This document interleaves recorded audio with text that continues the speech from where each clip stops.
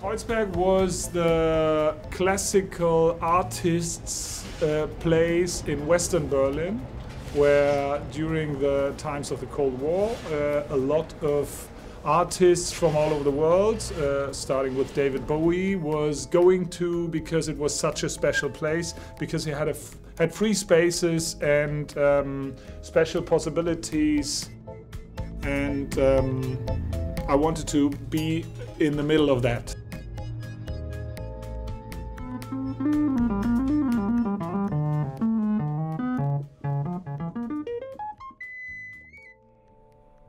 Specialty with this shop is that we show products to people and let them play on it themselves. That's why we have a little showroom here, where you see things like that, looking like electric devices with cables and switches, and this is synthesizers. A bit abstract because they don't have a keyboard, and the usual knowledge about a keyboard is synthesizer is a keyboard with some knobs, and then you can make some tones on it. I founded my own retail business because all the retailers for musical instruments didn't understand the idea to sell again analog hardware synthesizers.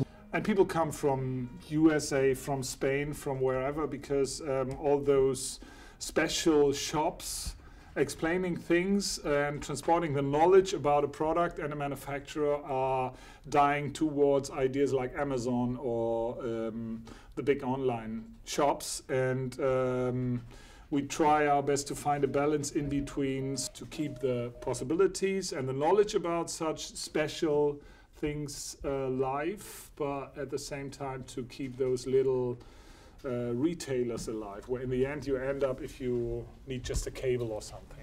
Ja, du bist mit denen noch genug beschäftigt, ne? Ja. Kreuzberg should have been teared down completely to have a highway, to make it possible to have more place for autos and cars, and in the end it didn't happen because the wall didn't fall down in time. And it opened a gap where all those people with low or no money could move in houses that was empty because they wanted to tear them down anyway. So it was the possibility to let such an area grow for a very long time, wild, with no renovation, no gentrification, and this was making it possible to have such a cultural hotspot here these days now. The Kreuzberg Museum is giving you an idea on all that what you don't see on the streets anymore, because it's so dominated about the new tourism and about the chic restaurants nowadays. Und die Herrenschneiderei. Auch schon Türk-Discount. And there with these little tools you can see three-dimensional how people lived in their living rooms 20 years ago. How the shops did look like. That's a very nice feature for a museum in general, and it's analog. It's hardware, and it makes you happy to see these people. They're proud on what they did in their life, what they do. That's great. In this model you see the old facades of the 80s, where the high peak of the discussion about the whole area was trying to keep this alive, that they all wanted to tear down to realize the idea of a highway. And that can be seen very well in this picture. There you see the drive around of the highway, and the highway crossing here and crossing there. And this is the Oranienplatz, and here's the Cottbusser Tor. Everything here should have been teared down to have place for the highway.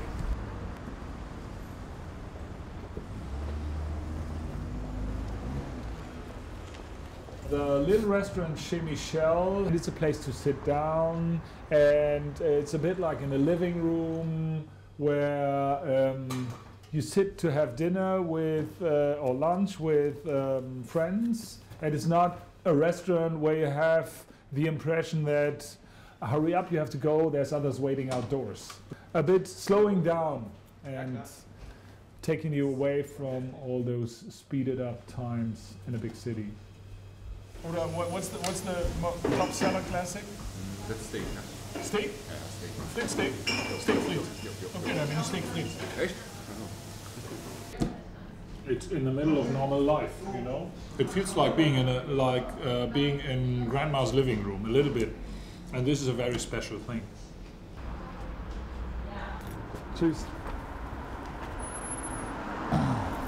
Those buildings on the other side of the street are in Eastern Berlin already, and we're in Western Berlin. So in between there was the stripe of death, I don't know, the nowhere, no man's land in between the walls of the Western and the Eastern world.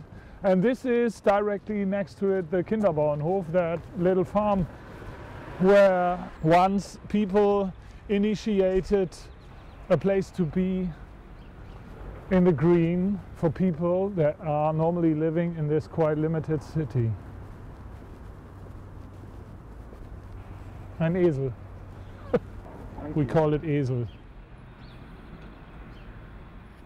A lot of children's parents could and cannot afford to go out of town to see the countryside, and it was a bigger problem once there was the wall around Berlin, where you could go to the Grunewald or to the zoo, but you couldn't go out to somewhere where it's authentic, that there's cows and they are making milk, where you don't have things like that authentic in this smaller area of Berlin. And I'm happy that it survived until today.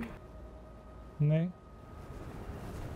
Still nowadays people are thrown out of the houses to make it possible for the bigger money to take it over, to increase the rents that the people have paid to live here. And still there's a big fight in the streets about this. But now Cottbuser Tor and all the Kreuzberg is still outstanding in its changing behavior.